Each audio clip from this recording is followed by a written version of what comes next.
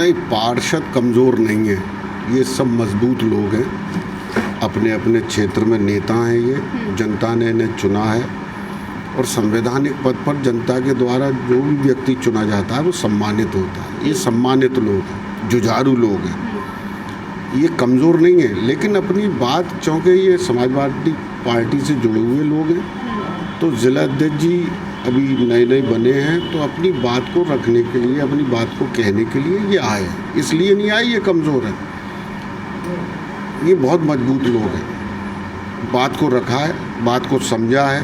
Board की बैठक नहीं हो रही, कार्यकारिणी की मीटिंग नहीं होती, विकास नहीं हो रहा, जब ये अपना काम बताते हैं उसके साथ भेदभाव हो रहा है। तो ये सारी बातें चल रही हैं। मैं हमेशा कहता हूँ, फिर कह रहा हूँ, दो जनप्रतिनिधियों के आपसी टकराव की वजह से नगर निगम चौपट हो गया है।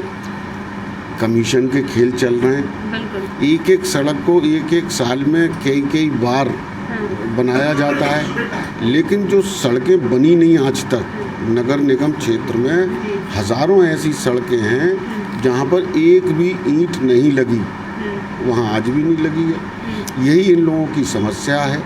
हम लोगों ने इनकी समस्या को जानने की कोशिश की और नगर निगम के खिलाफ समाजवादी पार्टी आंदोलन करेगी, नगर निगम को घेरेगी, बहुत जल्दी घेरेगी। ये बात आप हम लोगों की तरफ से जनता तक पहुंचा दें कि समाजवादी पार्टी दिवाली के बाद नगर निगम को घेरने का काम करेगी।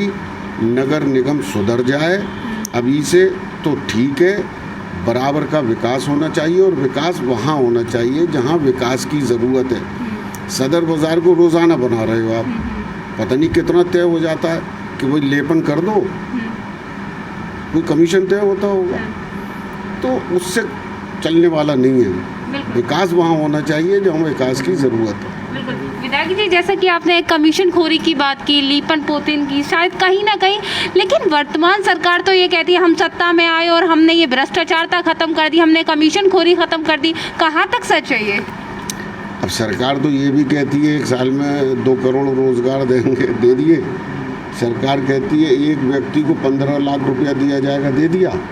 सरकार कहती है हम किसानों की आय को दोगुना करेंगे, कर दिया, नहीं किया।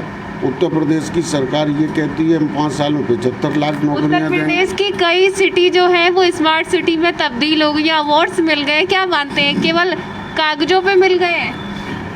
फिरोजाबाद को लिख दो, फ्लाईओवर पे लिखा है मेरा फिरोजाबाद नंबर 1, तो अब उस लिखने से तो नंबर 1 होने वाला नहीं है। भाजपा के नेताओं को हम लोगों के साथ घूमना चाहिए।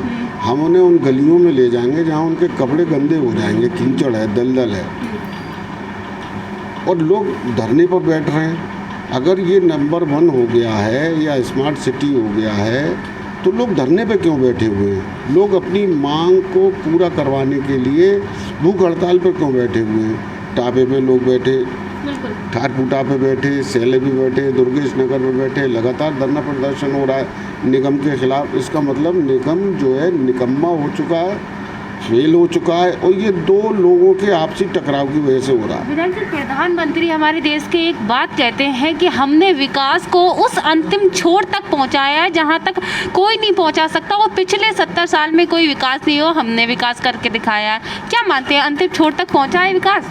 वो 70 साल में कोई विकास? प्रधानमंत्री जी कहते हैं कि हम देश को विश्व गुरु बनाएंगे।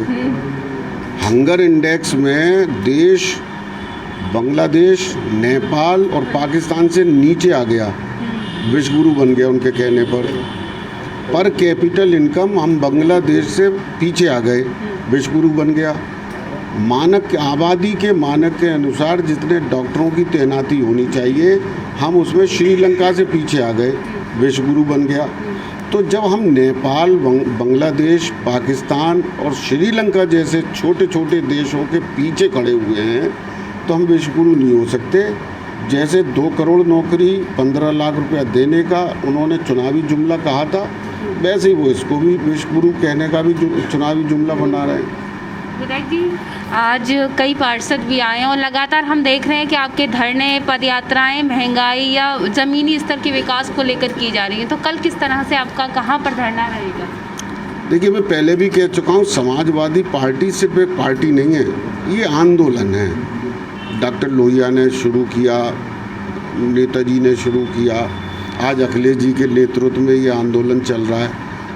हम लोग जनता की आवाज़ को उठाते हैं, जनता के मूलभूत सुविधाओं के लिए संघर्ष करते हैं। कल शुकाबाद में कार्यक्रम है पैदल यात्रा का, 26 तारीख को, 28 तारीख को सिरसागंज में है, 30 तारीख को जसराना में है, 31 तारीख को पटेल जयंती मनाई जाएगी और दिवाली के बाद नगर निगम फिरोजाबाद को घेराव का कार्यक्रम समाजवादी पार्टी करेगी। बिल्कुल।